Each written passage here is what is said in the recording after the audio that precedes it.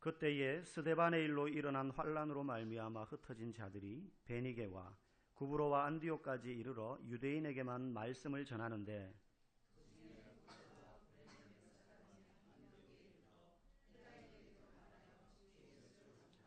주의 손이 그들과 함께 하심에 수많은 사람들이 믿고 주께 돌아오더라.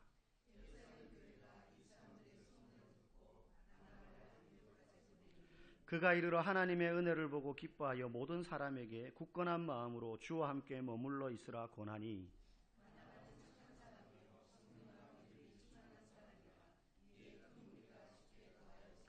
바나바가 사울을 찾으러 다소에 가서 만남에 안디옥에 데리고 와서 둘이 교회에 1년간 모여 있어 큰 무리를 가르쳤고 제자들이 안디옥에서 비로소 그리스도인이라 일컬음을 받게 되었더라. 아멘. 여러분, 사람과 동물의 가장 큰 차이점이 뭐라고 생각하십니까? 여러 가지가 있겠죠. 여러분 혹시 저 서울 대공원에 있는 침팬지가 교향곡을 작곡했다 이런 말씀 들어봤습니까? 아니면은 저기 대공원에 있는 아주 그 대공원에서 제일 오래 산 코끼리가 그림을 그리더라, 코로. 혹시 그런 기사 보신 적이 있습니까? 뭐 가끔 해외 토픽에 뭐 동물이 그림 그렸다 뭐 이런 데 보면 그림 그린 게 아니고 그냥 이거 손에 쥐어주니까 그냥 막 가는 대로 한 거죠. 이게 뭔지도 모르고. 그거 보고 사람들이 막 그림 그렸다 그러는데 사실은 그렇지 않죠. 왜 이런 차이가 생길까요? 왜 사람은 동물과 다른 차이가 생길까요? 세상 사람들은 그렇게 진화해서 그렇다, 사람이. 그럼 질문, 왜 인간만 그런 일을 할 수 있게 진화했을까요? 수많은 동물들 중에 왜 하필 인간만? 답을 하지 못하죠. 어쨌든 저는 뭐 진화 창조 이야기를 하려고 하는 것이 아니라 인간과 동물이 그렇게 차이가 나도록 다르게, 이거는 뭐 비슷한 정도가 아니죠. 그렇게 구별 지을 수 있는 가장 큰 근본 원인은 영혼이 있느냐 없느냐. 영혼이 있느냐 없느냐라고 생각합니다. 자, 짐승들은 미래에 대한 염려가 없습니다. 내가 이 우리 부족들을, 무리들을 어떻게 하면 잘 이끌지 이런 고민할까요? 아니에요. 그저 짐승들은 코앞에 먹을 게 있으면 그걸로 만족하는 거예요. 그렇지 않습니까? 동물이 사람처럼 돼지가, 소가, 개가 가계부 쓰면서 10년 뒤에 내가 몇 평으로 집을 이사하고 우리 자녀가 대학교 갈 때쯤 되면 등록금이 얼마니까 내가 지금쯤 얼마씩 벌어서 저축을 얼마 하고 주택부금을 붓고 청약을 하고, 여러분 이런 고민 하겠어요? 안 합니다. 영혼이 있는 인간만이 미래에 대한 염려와 삶에 대한 걱정을 하는 거예요. 짐승은 동물이 없기 때문에 그런 걱정 안 합니다. 그저 눈앞에 먹을 것만 있으면 끝이에요. 거기서 더 나아간 염려와 근심 걱정할 필요가 없는 거죠. 영혼이 없기 때문에. 그래서 우리 사람들 중에도 가끔 그저 막 그런 염려, 인생에 대한 비전, 꿈 이런 거 없이 그저 먹는 거에만 급급한 사람들 보고 우리가 뭐라 그래요? 어이구 저거 짐승 같은 놈. 저거 커서 인간 되겠나? 뭐 이런 말 하잖아요. 농담처럼. 저거 짐승처럼 저거 먹을 것만 주면 좋아한다 저거. 우리 가끔 그런 얘기 할 때 있죠. 사람은 그런 존재가 아닙니다. 왜? 영혼이 있기 때문에.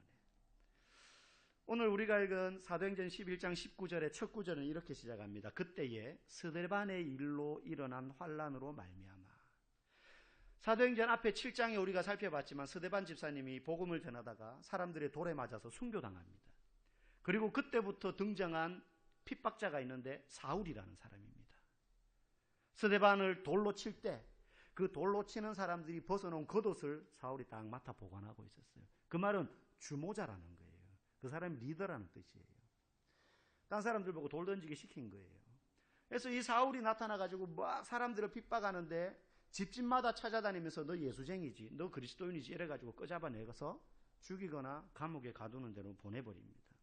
그래서 성도들이 이제는 도무지 더 이상 예루살렘에서 신앙생활을 편안하게 할 수가 없는 거예요. 그래서 이들이 하나님의 섭리에 의해서 어쩔 수 없이 흩어지는데, 어쩔 수 없이 흩어지는 것 같지만 사실은 하나님의 뜻이 있었죠. 어떤 뜻입니까? 복음이 예루살렘을 넘어서 사마리아와 저 북쪽 지역 유럽 열방까지 퍼져나가도록 하는 하나님의 뜻에 의해서 이들이 핍박 가운데 흩어지게 됩니다. 오늘 본문에 보니까 베니게로, 구브로로, 안디옥으로 이렇게 막 흩어졌다라고 말해요. 다 이스라엘보다 저 위쪽 북쪽 지중해 지역 쪽, 유럽 쪽으로 가까이 가는 지역입니다. 그런데 여러분, 왜 초대교회 성도들은 이렇게 핍박을 받으면서도 이때 예루살렘을 떠나서 가는 사람들은요, 집도 버리고 가는 거고 자기가 생업에 종사하던 일들도 다 버리고 가는 거예요. 여러분, 만약에 지금 우리에게 그런 핍박은 없지만 지금 교회 다니는 것 때문에 막 두들겨 패고 법이 그래가지고 교회 다니는 사람들을 감옥에 가둔다 그러고, 그러면 여러분들 나는 그래도 신앙 포기 못해, 나는 직장을 때려치우고 이 집을 떠나더라도 포기하더라도 나는 신앙을 지킬 거야 하면서 혹시 여러분 저기 중국이나 미국이나 일본으로 혹시 신앙 지키기 위해서 가실 분들 여기 몇 명이나 계시겠습니까? 이 당시에 초대교회 교인들이 했던 선택은 그 정도 선택이었어요. 그러면 질문해 봅시다. 이들은 도대체 무엇 때문에 집도 버리고 직장도 버리고 밭도 버리고 하던 일도 다 내팽개치고 그것들을 다 희생하는 것을 감수하면서도 믿음을 지킬 수 있었을까? 도대체 뭐 때문에 이렇게 할 수 있었을까? 그냥 뭉뚱거려서 그때 그 사람들은 믿음이 좋아서 그래. 그러면 그 믿음이 좋다는 것의 실체가 뭐냐 하는 거죠. 한마디로 요약하면요, 집, 직업, 자녀들 키우고 내가 이제까지 여기서 살면서 이루어 놓았던 모든 것, 이걸 뭉뚱그려서 합쳐놓은 것과 예수 그리스도를 믿는 믿음과 딱 저울질했을 때 비교할 수 없이 이게 더 중요하고 크다는 사실을 깨달았기 때문에 그래요. 여러분, 상식적으로 그렇게 생각하지 않는 이상 어떻게 이게 설명이 가능하겠습니까? 만약에 나는 직업이 더 중요하고 우리 가정이 더 중요하고 지금 내가 여기서 이루어 놓은 모든 것들이 예수 믿는 신앙보다 더 중요하다고 생각되면 신앙을 잠시 내려놓고 나는 여기서 그냥 안전하게 좀 살겠다, 이런 생각하지 않겠어요?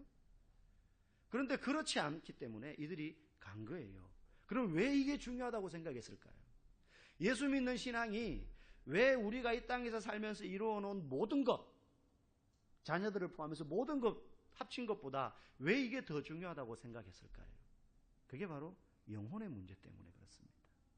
만약에 우리가 짐승과 같아서 그저 내일 뭐 먹지 이 고민만 하는 수준에 머물러 있는 존재라면 영혼에 대한 걱정하지 않습니다. 그냥 내가 뭐 먹으면 되지 이 고민만 하면 돼요. 영혼이 별로 중요하지 않다면 그냥 뭐 먹지, 뭐 입지, 어디서 살지, 이 문제가 우리에게 중요하다면 이렇게 선택하지 않아도 돼요. 그런데 이 사람들도 그렇게 살았었는데 복음을 딱 듣고 나니까 인간에겐 영혼이라는 게 있는데 이 영혼이 병들어 있다고 성경은 이야기하는구나. 그런데 이 영혼의 병듦은 내가 아무리 돈을 많이 모으고 아무리 높은 자리에 올라가고 아무리 지식이 있어서 세상의 모든 이치를 다 알아도 이 영혼의 병든 문제, 이 영혼의 목마름의 문제는 해결할 수 없네? 뭘로 해결할 수 있지? 사도들이 이야기하는데 예수 그리스도를 믿어야만 이 영혼의 병든 문제가 해결될 수 있다고 이야기하는구나. 근데 가만히 따져보니까 돈을 아무리 써도 이 영혼은 어떻게 치료할 수가 없는 거예요. 아무리 내가 세상에 높은 지위와 권력이 올라도 이 영혼의 문제를 해결할 수가 없거든요. 그렇지 않습니까? 그래서 예수가 있어야지, 예수님을 믿어야지 내 영혼의 문제가 해결되는구나. 이거 다 있어도 이건 해결 못하는구나. 이 문제를 해결하려면 신앙을 포기하면 안 되는구나. 그래서 이들이 그렇게 사는 거예요. 여러분, 내 영혼의 문제가 정말로 중요하구나라는 것을 알게 되는 순간 세상을 보는 눈이 달라집니다. 사람은. 그 눈이 뜨여지지 않는 이상 우리는 계속 뭐가 더 중요하다고 생각하느냐 하면 뭐 먹지, 뭐 입지, 어디서 살지. 그게 내 생의 목적이 되는 거예요. 여러분, 제가 이렇게 이야기하면 누가 말해요. 아이고 목사님 그거 다 배불러 사는 소리입니다. 내 코가 석자고 지금 배가 고파 죽겠는데 뭐 영혼 배부른 게 뭐가 중요합니까? 일단 내가 배가 부르고 등이 따뜻해야지 그 다음 영혼 걱정하지. 맞아요.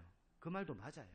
그런데요, 거기서 한 걸음 더 생각해 보면요, 알 수 있는 게 있어요. 그게 뭐냐면 그렇게 해서 등 따뜻하고 육신의 배가 부른 건요 잠깐이라는 거예요. 이게 그때뿐이지 또 배고픔은 반복된다는 겁니다. 제가 예전에 수원에서 사회 갈 때 이제 교회 집사님 한 분이 이렇게 목사들 대접한다고. 여러분 수원의 음식이 뭐가 유명하죠? 갈비. 배고프죠? 네. 갈비가 유명합니다. 소갈비. 뭐 삼겹살이나 먹을 줄 알지. 좀 잘 먹으면 항정살 이런 거 먹지. 갈비 잘 못 먹거든요. 소갈비. 근데 이 집사님이 부동산 일을 하는 분인데 이렇게 큰 거 계약하면 이렇게 한꺼번에 좀 돈이 들어오잖아요. 땅이라든지 뭐 공장 큰 거 딱 하면. 그래서 이분이 이제 돈이 생긴 거예요. 그래가지고 목사님들 대접하고 싶어요. 그러면서 수원에서 제일 유명하다는 법원 앞에 가면 그런 집이 있습니다. 거기 데리고 가는 거예요. 처음 가봤어요, 이제. 그래서 이제 이렇게 가족들까지 초대해가지고 먹었는데, 속으로, 이거 되게 비쌀 것 같다라는 생각은 했어요. 근데 그분이 일하시는 분하고 속닥속닥 하더니만 뭐 알아서 시키더라고. 우리는 시킬 줄도 몰라요. 그래가지고 딱 시켰는데 막 먹었어요. 다 먹고, 너무 감사하죠. 집사님 잘 먹었습니다. 고맙습니다. 뭐, 이렇게 했는데, 나가는데 제가 슬쩍 계산하는 걸 봤거든요. 100만 원이 넘게 계산이 나온 거예요. 여러분들은 안 놀라시네요. 늘 100만 원짜리 뭐 드시나 봐요. 그래가지고 속으로 아니 삼겹살을 100만 원치 먹었으면 코에서 돼지기름이 나올 정도로 먹었을 텐데 그냥 맛있네 하고 배불러서 더 이상 못 먹겠어 이렇게 먹은 것도 아닌데 어떻게 100만 원치나 먹었지? 뭐 이런 생각도 들면서 그래도 참 좋은 경험했다 감사하다 뭐 이런 생각을 하고 나왔는데 딱 드는 생각이요. 야 이거 안 꺼졌으면 좋겠다 이거 배. 아깝잖아요 이게 100만 원짜리를 먹었는데 저만 먹은 건 아니에요. 다 이제 여러 명이 갔는데 안 꺼졌으면 좋겠다 이 생각이 들어요 한편으로는. 그런데 여러분 그렇습니까?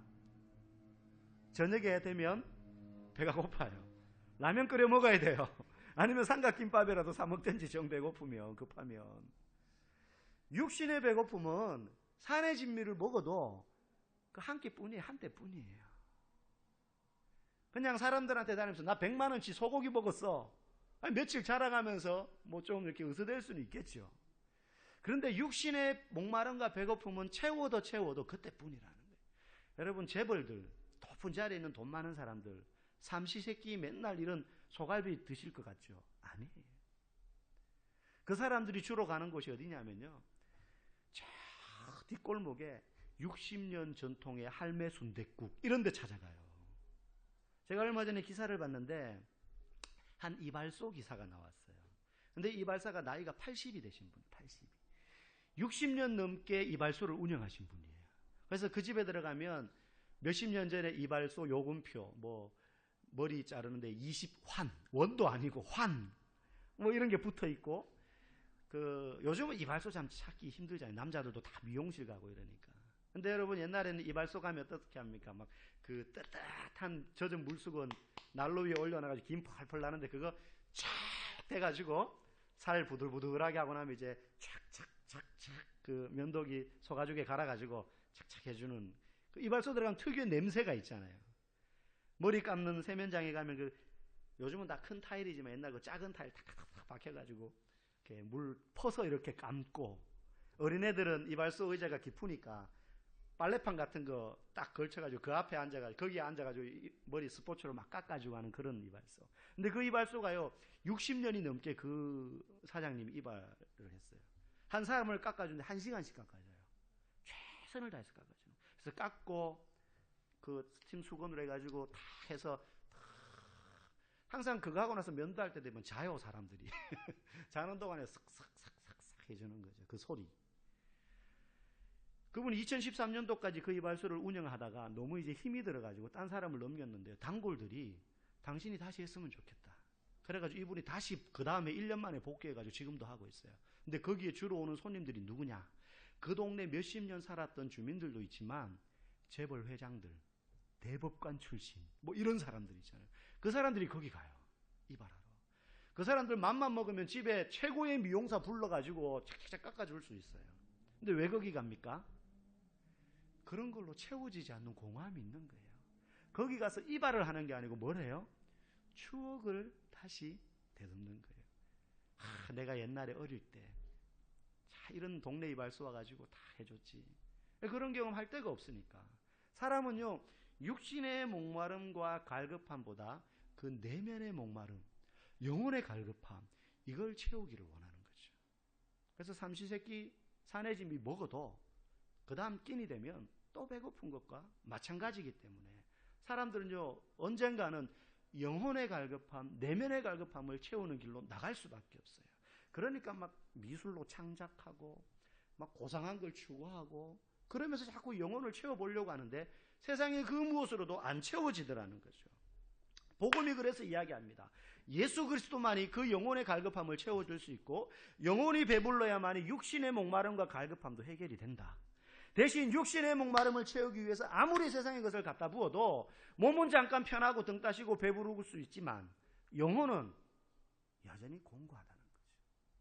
초대교회 성도들은 그걸 알았어요. 야, 우리 이 땅에서 살아가면서 채울 수 있는 것, 그걸로만 채워지는 것이 우리의 인생의 전부가 아니구나. 내 목마름과 배고픔과 갈급함을 채우는데 육신이 아니라 영혼을 채워야 되는 거구나.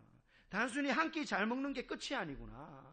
내일 뭐 먹지, 이게 우리의 고민이었는데 복음을 듣고 나니까 이게 전부가 아니더라. 이걸 초대교회 성도들이 깨달은 거예요. 그래서 핍박을 받아가지고 직업을 버리고 가정을 버리고 떠날 수밖에 없는 환경에 처하더라도 신앙을 포기하지 못하는 거죠. 예수를 포기하면 내 영혼의 목마름은 채울 길이 없다.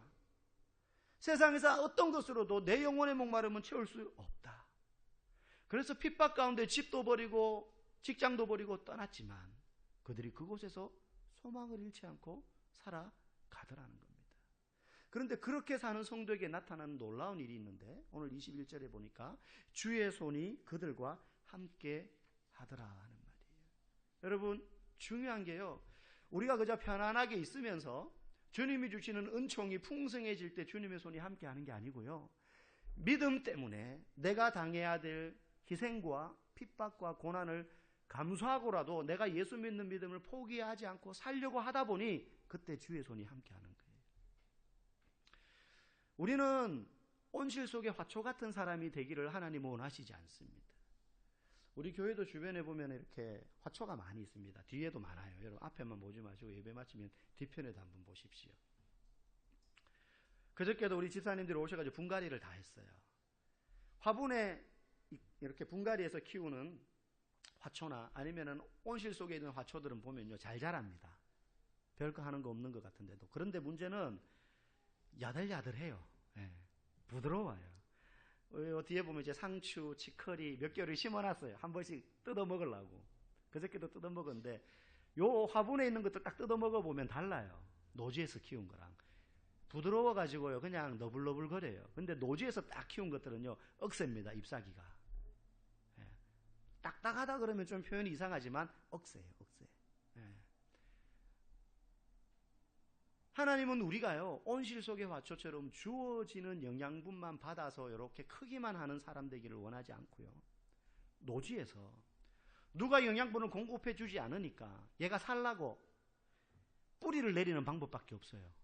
화분은 내려봐야 그 화분 크기밖에 못 내려요. 노지에 사는 식물들은 살기 위해서 그 한정된 자원을 가지고 열매를 맺으려고 하니까 뿌리가 더 깊이, 더 넓게 내릴 수밖에 없는 거예요. 그렇게 내려야지만 열매를 맺을 수 있거든요. 그리고는 그 한정된 영양분, 그거를 어디로 다 집중하느냐? 열매 맺는 대로 다 집중하는 거예요. 하나님은 성도가 그저 편안하게 안락하게 기도하는 것만 응답받으면서 편안하게 살 때, 아, 우리 하나님 내게 은혜를 주십니다, 그렇게 고백하기를 원하지 않고요, 좀 인생의 고난이 오고 찬바람 비바람이 노지에서 막 불어닥치더라도요, 그 가운데서도 믿음의 영양분을 공급받기 위해서 믿음의 뿌리를 그리스도 안에서 더욱더 깊이 내려가고 뻗어가는, 그래서 열매 맺는 그런 성도 되기를 원하시고, 그렇게 살려고 몸부림치는 성도에게요, 오늘 본문의 말씀처럼 주의 손이 그 사람과 함께하는 것입니다. 그래서 편안하게 그냥 이렇게 눈만 끔뻑끔뻑거리니까 하나님이 알아서 다 처리해 주시는 그런 신앙생활은 없습니다. 그거는요, 허상이에요, 허상. 성경이 말하는 신앙생활 누구라도 한번 보십시오. 노지에 찬바람 맞으면서 뿌리 내리는데 그때 주의 손이 그들과 함께 하실 때에 그 위기와 고난들이 극복되어지므로 그들의 믿음이 자라고 하나님의 영광이 드러나는 것 우리가 보지 않습니까? 지금 저와 여러분에게는 믿음 지키기 위해서 집을 떠나야 된다든지, 누가 몽둥이 들고 돌아다니면서 예수 믿으면 다 두들겨 팰 거야, 이럴 사람 없습니다. 그렇죠? 그런 물리적인 핍박과 고난은 우리에게 없어요. 그런데요, 우리에게 있는 어려움이 있습니다. 그게 뭐냐면 우리의 게으름과 나태함, 그리고 끊임없이 찾아오는 세상의 것들과 하나님과 저울질하게 되는 이 유혹들. 여러분, 이 유혹들 가운데에서 여러분들 자녀에게, 다른 사람들에게 돈보다 예수님이 더 중요하다, 너 공부보다 예수님이 더 중요해, 너가 공부하는 것도 예수님을 위해서 하는 거야,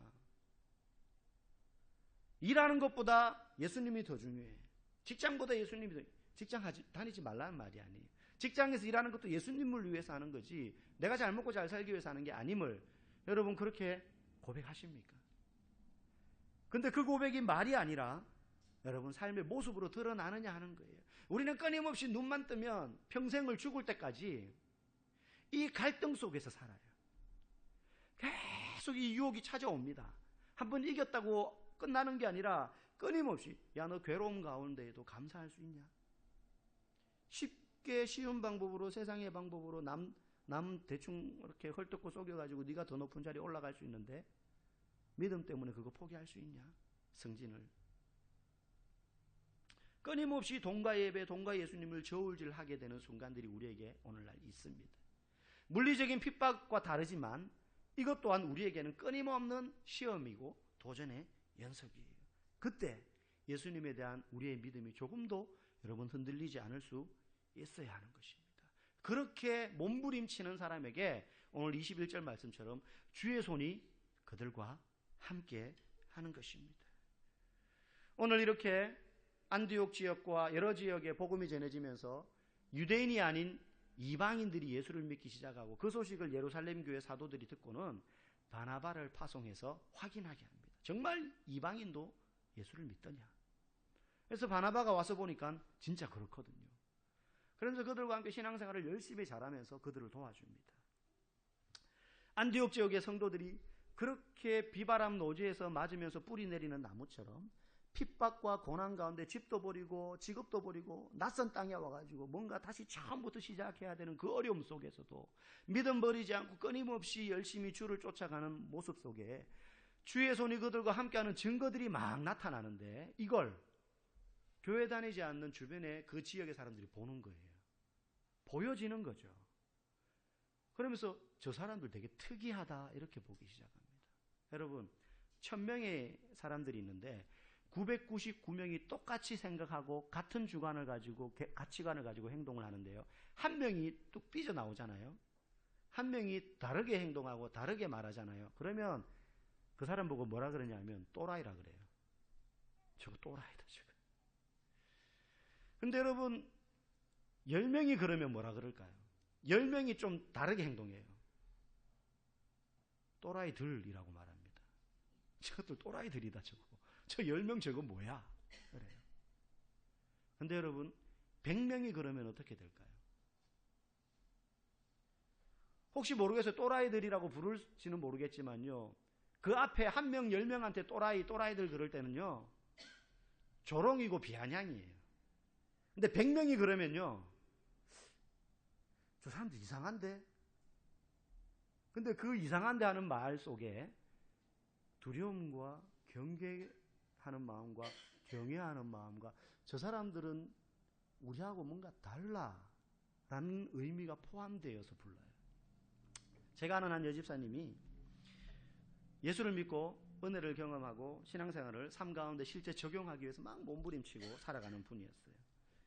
근데 이분이 직장을 갔는데 첫 해 들어갔는데 들어간 지 몇 달 안 돼가지고 교회 고등부 교사인데 여름 수련회를 가잖아요. 고등부가. 그래서 7월 21일부터 23일까지 수련회 2박 3일 가야 되니까 자기 교사로 따라가야 되는 거예요. 그래서 회사에다 말했어요. 아무도 눈치 보면서 아직 휴가 날짜를 안 정했는데 자기가 딱 찾아가지고 묻지도 않았는데 저기 과장님 저 7월 달에는 교회에서 수련회에 있어서 교사로 가야 되기 때문에 21일부터 23일까지 저 휴가 내주세요. 그러니까 과장이 딱 보고는 뭐 이런 또라이가 다 있냐는 듯이 뭐야 이 아줌마 이런 식으로 이제 하면서 어이가 없다는 듯이 이렇게 말했어요. 가세요. 사표 써놓고 가세요. 책상에. 그래서 이분이 네 하고는 사표를 써놓고는 서랍 안에 집어넣고는 휴가를 갔어요. 그래서 고등부 수련회를 마치고 직장에 왔어요. 출근을 했어요. 책상이 없어졌어요. 빼버린 거예요, 책상을 진짜. 잘렸어요, 이분이. 그래가지고 이분이 교회 가가지고 기도하는데, 기도 제목 내놓고는 이제 중보기도 때마다 이렇게 기도하는 거예요. 주님, 제가 한 푼이라도 더 벌어가지고 편하게 살자고 한 것도 아니고, 주의 일 하다가, 물론 그분 평소에 직장에서 최선을 다해서 일하는 분이었어요. 나는 예수가 더 중요해 그래가지고 직장일도 대충 하고 그런 분이 아니고. 그런데 주님, 내가 주의 일 하다가 회사에서 잘렸어요. 책임져 주세요. 제가 지금 약간 웃으면서 말했지만 그분한테는 절실했어요. 남편 없이 어린 아들과 친정 엄마를 자기가 부양을 해야 돼요. 빚은 산더미처럼 했어요. 그래서 이분이 막 간절히 기도했어요. 매일 교회 와가지고 아침 저녁으로. 그래서 하나님이 어떤 분 통해서 새로운 직장을 주셨어요. 그 직장 갔는데 똑같이 행동하는 거예요. 열심히 일하는데 저 휴가 가야 되는데요. 서 앞에 써놓고 가세요. 또 잘리는 거예요. 두세 번 그러면서 이분이 소문이 났어요. 직장 내에서 이분 별명이 붙은 거예요. 예수쟁이 미친년. 대놓고 말하진 않는데 자기들끼리 있다가 딱 지나가면 저기 예수쟁이 미친년 같다. 저거 완전 또라이라고 저거.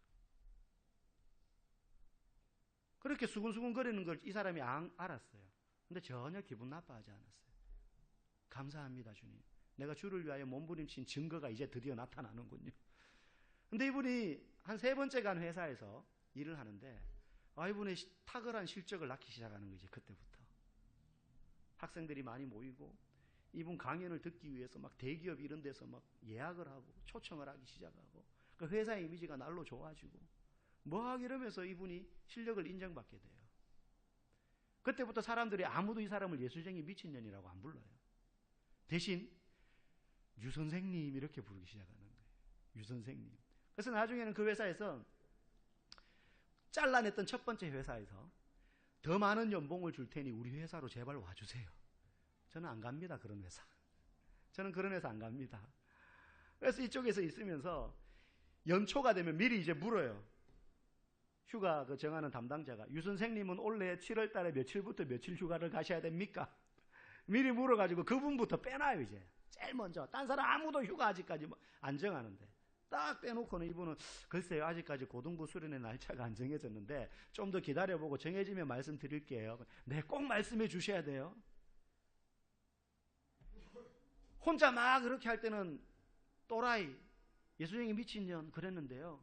그분이 그리스도인으로 사는 선한 영향력이 구별되고 보여지기 시작하니까 사람들이 더 이상 그를 험담하지 못해요. 비아냥거리지 못하더라는 거예요. 근데 이분은 그 별명 들을 때가 너무 좋았다는 거예요. 내가 드디어 예수에 빠진 사람으로 인정되는구나. 그저 대충 사는 사람이 아니고 누가 보더라도 나는 예수에 미친 사람이구나. 그게 이분은 너무 뿌듯했다는 거예요. 이게. 그러면서 회사 생활도 엉망으로 했으면 그 별명은 부끄러운 거죠. 안 듣는 이만 못하죠. 그런데 그렇지 않았거든요. 오늘 안디옥 지역의 성도들 보고 사람들이 그렇게 부르는 거예요. 그리스도인이다, 저 사람들. 이 별명은 유대인들이 붙이지 못합니다. 유대인들에게 그리스도인이라는 말은 메시아의 사람들이라는 좋은 뜻이에요. 이방인들이 이 안디옥 지역에 있는 예수 믿는 사람들을 보니까 처음에는 또라이 같았는데 10명, 100명. 근데 이 사람들 사는 모습을 보니까 자기들하고 비교해 봤을 때 도덕적으로든 뭐든 월등하거든요. 그러니까 보니까 그리스도인, 그리스도에게 속한 사람, 그리스도를 따르는 무리들이라는 뜻으로 그렇게 부르기 시작한 겁니다. 우리는 어디에 속한 사람들입니까? 7일 중에 일요일은 예수님께 속했고 6일은 혹시 세상에 속해 있지 않습니까? 여러분, 그거는 구분될 수 있는 게 아닙니다. 무슨 요일, 어느 날, 어디에서 무슨 일을 하건 회식 자리에서는 술에 속해 있고 주일날 교회에서는 예수님에게 속해 있고 여러분, 그럴 수 없습니다. 주기도문을 달달 외우고 십계명을 다 알고 성경 지식이 넘쳐나도 말과 지식이 아닌 우리의 행동이 우리가 어디에 소속되어 있는 사람인지를 보여주는 겁니다. 저와 여러분이 교회 밖이든 가정이든 술자리든 회식자리든 어디서든 그리스도에게 속한 사람으로서의 모습이 나타나기를 원합니다. 그렇게 살 때 우리의 지식이나 능력에 의해서가 아니라 주의 손이 그와 함께함으로 놀라운 일들이, 우리의 크기의 이상의 일들이 우리의 삶 속에서 일어나고 경험하게 될 줄 믿습니다. 우리 모든 믿음의 동역자들이 그렇게 살기를 주님의 이름으로 간절히 소망합니다. 우리 함께 찬양하고 그때에 스데반의 일로 일어난